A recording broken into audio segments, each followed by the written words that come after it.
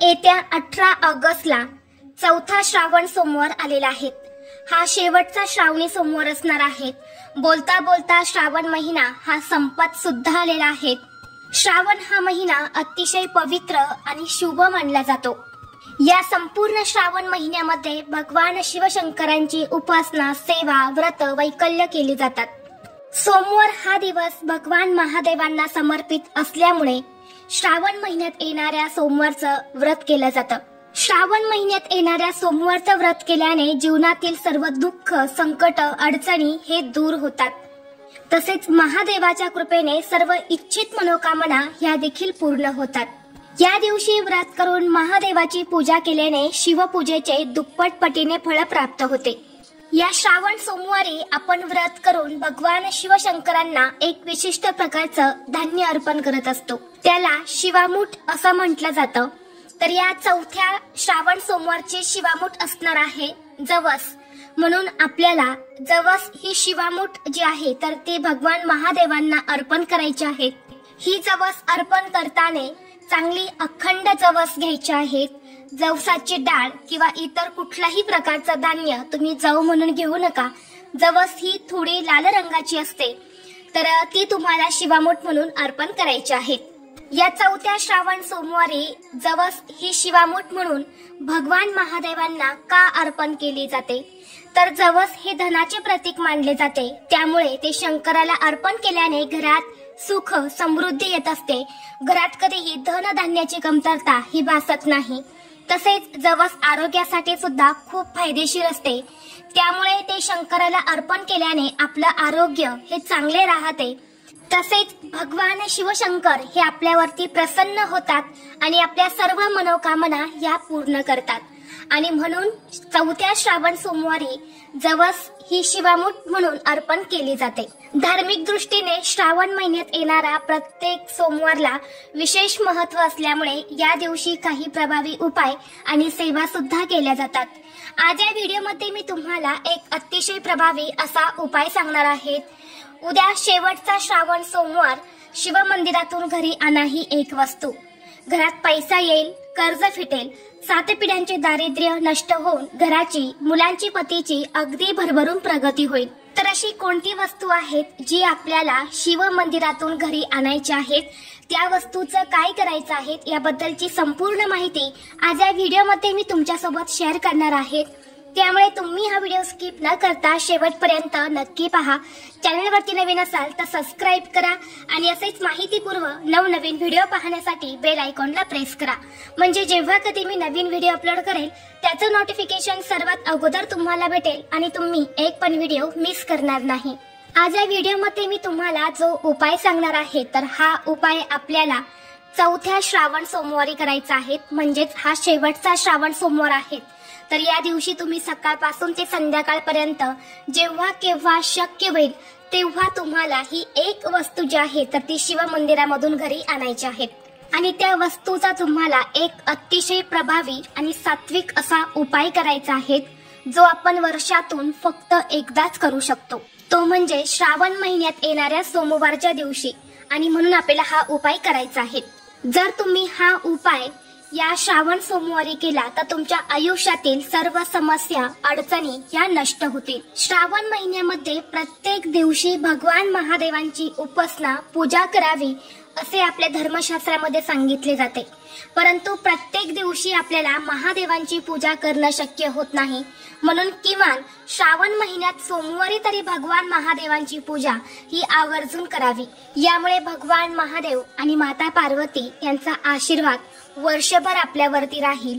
यासाठी श्रावण सोमवारी व्रत करून भगवान महादेवांची उपासना करावी। ज्या घरामध्ये श्रावण सोमवारी हा एक उपाय केला जाईल त्या घरात अखंड लक्ष्मी वास करेल। कारण बघा, आपण या श्रावण सोमवारी भगवान महादेवांसोबतच माता पार्वतीची सुद्धा पूजा करत असतो। आणि माता पार्वती ही एक धनाचीच देवी मानली जाते। ती धन, धान्य, समृद्धी प्रदान करत असते। आणि त्यामुळे हा दिवस धनप्राप्तीसाठी, लक्ष्मी प्राप्तीसाठी, घरातील गरिबी, दरिद्रता ही दूर करण्यासाठी हा दिवस अत्यंत महत्त्वाचा मानला जातो। जर तुम्हाला तुमच्या आयुष्यामध्ये सतत पैशांच्या आर्थिक अडचणी येत असतील, आलेला पैसा तुमच्याकडे टिकत नसेल, तुमच्या कष्टाला आणि मेहनतीला जर यश मिळत नसेल, सतत तुम्हाला इतर लोकांकडून उसने पैसे घेण्याची वेळ येत असेल किंवा कर्ज घेण्याची वेळ येत असेल किंवा हवा तसा पैसा तुमच्याकडे येत नसेल, सतत काही ना काही आर्थिक अडचणी तुमच्यावरती येत असतील किंवा तुमच्या घराची भरभराट होत नसेल किंवा घरामध्ये पैसा टिकत नाही, एखादा उद्योग व्यवसाय आहे तो चांगला चालत नाही, यामुळे घरामध्ये हवा तसा पैसा येत नसेल, तर या सर्व कारणांमुळे समजते की माता लक्ष्मी आपल्यावरती प्रसन्न नाही आणि आपल्या घरामध्ये सुद्धा स्थिर नाही। आता घरात लक्ष्मी नांदणे म्हणजे फक्त पैसाच असणं असं होत नाही, तर आपल्या घरामध्ये एक प्रकारची सुख, शांती, समृद्धी असणं सुद्धा तितकंच महत्वाचं आहे। जेव्हा घरामध्ये असे सकारात्मक आणि चांगले वातावरण असते तर यालाच लक्ष्मी नांदणे असे म्हटले जाते। आपल्याला पैसा तर हवा आहे, परंतु घरामध्ये हा पैसा टिकून राहण्यासाठी घरातील वातावरण अनुकूल असणं सुद्धा तितकंच महत्वाचं आहे। जेव्हा हे सर्व वातावरण आपल्या घरामध्ये असते तर यालाच लक्ष्मी नांदणे असे म्हटले जाते। आणि म्हणून जर तुमच्या घरामध्ये सतत वाद विवाद, क्लेश, भांडणे होत असेल, घरामध्ये आजारपण असेल, मुलांची प्रगती होत नसेल किंवा कोणतंही शुभ कार्य हे निर्विघ्नपणे पार पडत नसेल, तर तुम्ही उद्या हा उपाय जो आहे तर तो आवर्जून करा। हा जो उपाय मी तुम्हाला सांगणार आहे तर हा 100% प्रभावी आणि सात्विक असा उपाय आहे।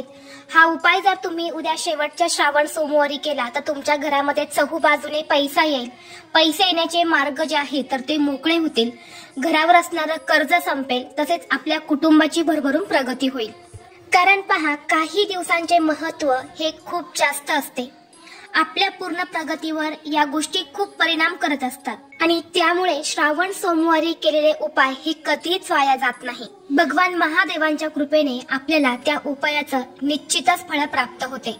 हा उपाय करण्यासाठी तुम्हाला उद्या श्रावण सोमवारी सकाळी लवकर उठायचं आहे, स्वच्छ स्नान करायचं आहे, अंघोळीच्या पाण्यामध्ये थोडंसं गाईचं दूध आणि थोडंसं गंगाजल टाकायचं आहे, यामुळे आपलं शरीर हे श्रावण महिन्यासारखेच पवित्र होत असते।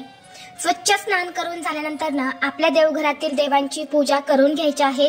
देवघरामध्ये शिवलिंग असेल तर शिवलिंगावरती आवर्जून अभिषेक करायचा आहे, पांढरी फुलं, बेलाची पानं अर्पण करायची आहेत, धूप दीप अगरबत्ती लावून वातावरण प्रसन्न करायचं आहे आणि यानंतर तुम्ही हा उपाय दिवसभरामध्ये कधीही करू शकता। हा उपाय करण्यासाठी तुम्हाला एक तांब्याचा कलश घ्यायचा आहे किंवा इतर कोणत्याही धातूचा तुम्ही हा कलश घेऊ शकता। त्यामध्ये शुद्ध पिण्याचं पाणी भरायचं आहे, थोडंसं गाईचं दूध टाकायचं आहे, गंगाजल असेल तर गंगाजल टाकायचं आहे। यानंतर 11 जवसाची दाणे घ्यायची आहेत आणि ती सुद्धा तुम्हाला त्या पाण्यामध्ये टाकायची आहेत। यानंतर पांढरी फुलं, बेलाची पानं जी आहेत तर ती सुद्धा तुम्हाला सोबत घ्यायची आहेत। यानंतर या सर्व वस्तू घेऊन तुम्हाला महादेवाच्या मंदिरात जायचं आहे। जाताना एक महत्वाची गोष्ट ध्यानात ठेवायची आहे की तुम्हाला चुकूनही चप्पल घालायची नाही, बिना चप्पलचाच तुम्हाला मंदिरामध्ये जायचं आहे। मंदिरात गेल्यानंतर उत्तरेकडे तोंड करून तुम्हाला बसायचं आहे। हे जल तुम्हाला शिवलिंगावरती दोन्ही हाताने अर्पण करायचं आहे। यानंतर बेलाची पानं, पांढरी फुलं अर्पण करायची आहेत। दोन्ही हात जोडून तुम्हाला भगवान महादेवांचं नामस्मरण करायचं आहे। पहा, शिवपुराणामध्ये सांगितलं आहे की जो व्यक्ती भक्तिभावाने 1 लोटा जल जरी भगवान महादेवांना अर्पण केले तरीही महादेव त्या व्यक्तीवरती प्रसन्न होतात आणि त्या व्यक्तीच्या सर्व इच्छा मनोकामना या पूर्ण करतात। तुमची सगळी पूजा करून झाल्यानंतर, नामस्मरण करून झाल्यानंतर शिवलिंगावरती ज्याने कुणी जी धोत्र्याची फुलं अर्पण केलेली असेल तर ती फुलं जी आहेत तर ती तुम्हाला उचलून घरी आणायची आहेत। 1 फूल भेटलं, 2 भेटले किंवा 3 भेटले, जेवढी फुलं तुम्हाला शिवलिंगावरती भेटेल तेवढी फुलं जी आहेत तर तुम्हाला उचलून घ्यायची आहेत आणि आपल्या घरी आणायची आहेत। या दिवशी श्रावण सोमवार आहे म्हणून अनेक जण आपल्या इच्छा मनोकामना पूर्ण होण्यासाठी शिवलिंगावरती धोत्र्याची फळं, धोत्र्याची फुलं जी आहेत तर ती अर्पण करत असतात। कारण सर्वांनाच माहित आहे की धोत्र्याचं फूल जे आहे तर भगवान महादेवांना अतिशय प्रिय आहेत आणि म्हणून जो व्यक्ती भक्तिभावाने 1 फूल शिवलिंगावरती अर्पण करतो त्याच्या सर्व अपूर्ण इच्छा पूर्ण होतात। म्हणून अनेक फुलं अर्पण केली जातात, तर तीच फुलं उचलून आपल्या घरी आणायची आहेत। आणि जर शिवलिंगावरती फुलं नसतील तर स्वतः तुम्ही विकत घ्या, ती फुलं अर्पण करा. अर्पण करून झाल्यानंतर ना तुमची पूजा झाल्यावर ती फुलं तुम्हाला पुन्हा उचलून घरी आणायची आहेत. आता हे फूल घरी आणल्यानंतर एक लाल रंगाचा कपडा घ्यायचा. त्या कपड्यामध्ये हे फूल ठेवून तुम्हाला बांधायचं आहे आणि यानंतर तुमच्या पैशांच्या तिजोरीमध्ये तुम्हाला ठेवून द्यायचं आहे. यामुळे तुमची आर्थिक स्थिती चांगली होण्यास मदत होते. घरात पैसे येण्याचे मार्ग मोकळे होतात. घरावर कर्ज असेल तर ते फिटत जातं. कर्ज फिटण्यासाठी योग्य मार्ग मिळतो.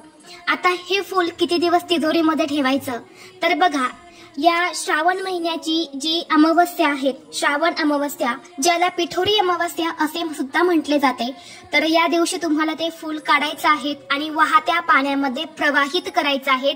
इकडे तिकडे कुठेही तुम्हाला फेकायचं नाही.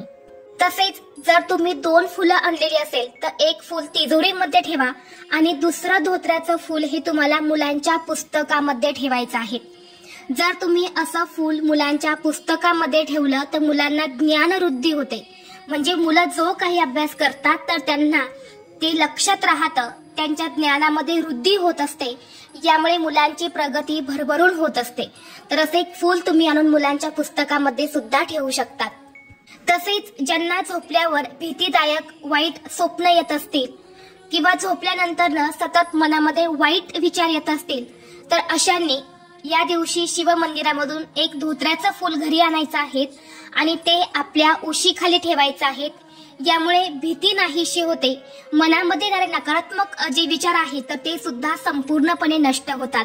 हे सर्व उपाय पुराणामध्ये सांगितले आहेत, त्यामुळे तुम्ही नक्की करा. त्याचबरोबर तुम्ही बघितलं असेल, घरामध्ये जर सतत वादावाद होत असेल, अगदी छोट्या छोट्या गोष्टीवरून भांडणं होत असेल, नवरा बायकोंची भांडणं होत असेल, घरामध्ये सुख शांती टिकत नसेल, तर या दिवशी असे एक धोत्र्याचं फूल तुम्हाला शिव मंदिरातून घरी आणायचं आहे.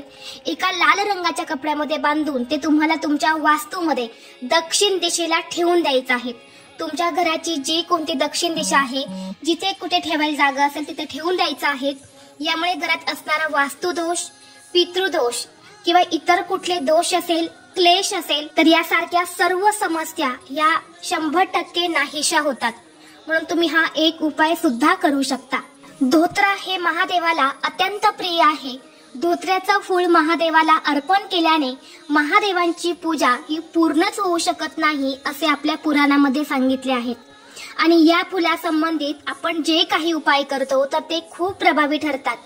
म्हणून हे अतिशय प्रभावी उपाय जे आहेत तरी तुम्हाला शेवटच्या श्रावण सोमवारी आवर्जून करायचे आहेत.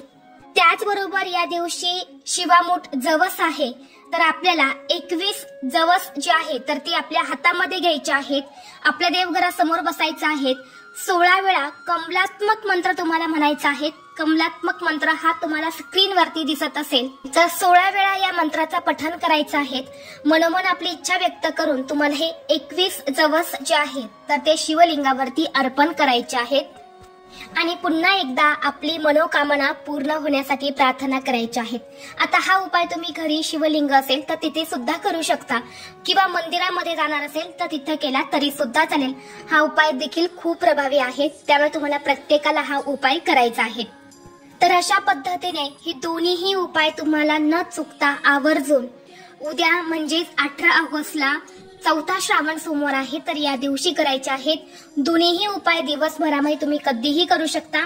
घरात सुतक असेल तर तुम्हाला एकही उपाय करता येणार नाही. जर स्त्रियांना मासिक धर्म असेल तर घरातील इतर कोणताही व्यक्ती हा उपाय करू शकतो. व्हिडिओ तुम्हाला आवडला तर लाईक करा. चॅनलवरती नवीन असाल तर सबस्क्राईब करा.